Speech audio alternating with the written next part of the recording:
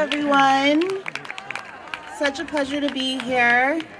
My name is Hope Williams, and I am democracy.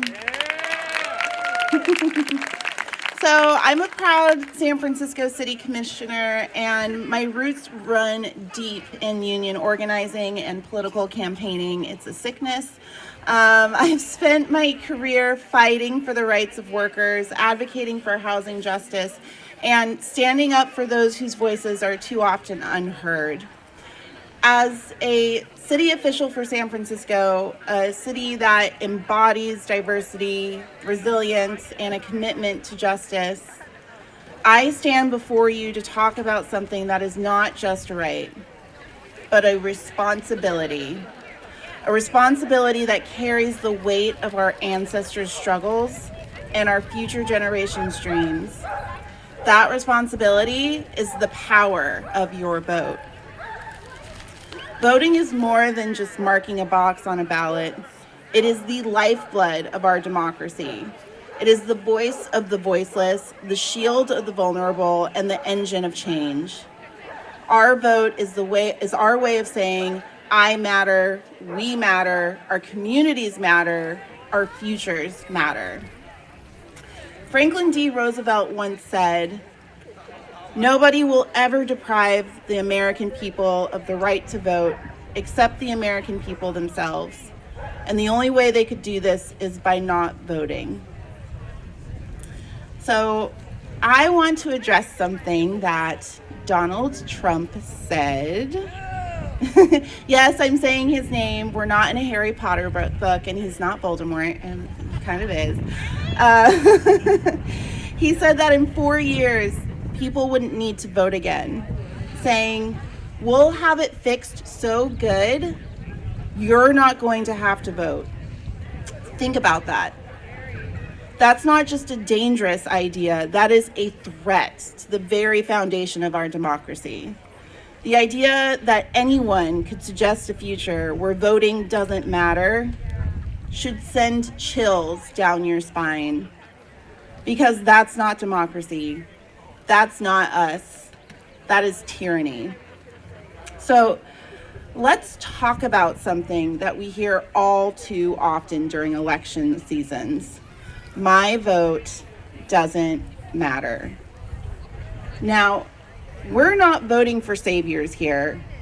We are voting for real, flawed, imperfect humans. We're not just picking the smoothest talker or the sharpest reader. We are choosing fighters. We are choosing people who will stand up for us, who will protect our communities. But here's the thing. We have to do more than just show up on election day. We have to understand that what these candidates stand for, what their vision is for our future, and how they plan to turn that vision into reality. Because voting isn't just about electing someone with the right words, it's about electing someone with the right plan. The engagement between voter and candidate doesn't stop at the rally or the debate stage.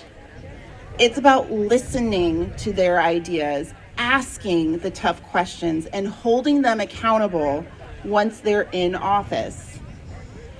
And to make those choices, we have to look inward to understand what we truly need and the struggles we can't overcome alone.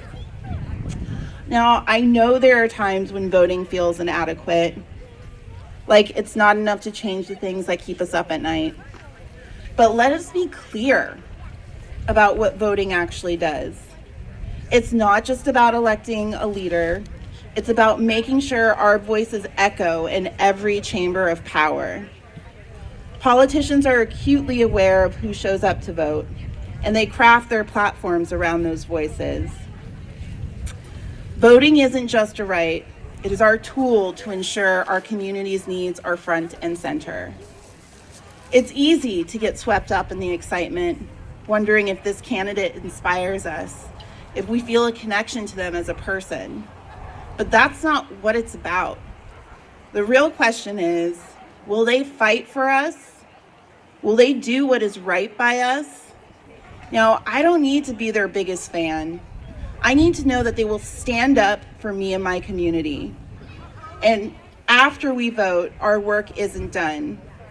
We need to stay engaged, protest in the streets, at the ballot box, in the halls of power to make sure that those we elect do their jobs. This is about making our voices heard, and it is up to us to keep the pressure on. Stacey Abrams once said, "We are a nation of progress and struggle, of success and failure, of joy and of pain.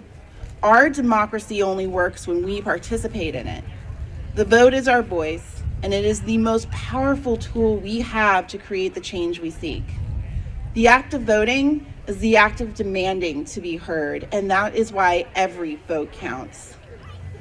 We must remember that our vote is not just a right hard-earned by those who came before us, a right that bears the weight of the sacrifices made by generations who fought, marched, and bled for the right to be heard. A right earned through their courage and perseverance.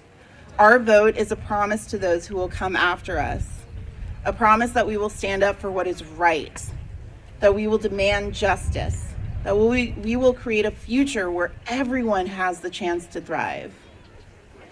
So I urge you all, vote like your life depends on it, because for many, it does. Vote for those who cannot. Vote for the future you want to see.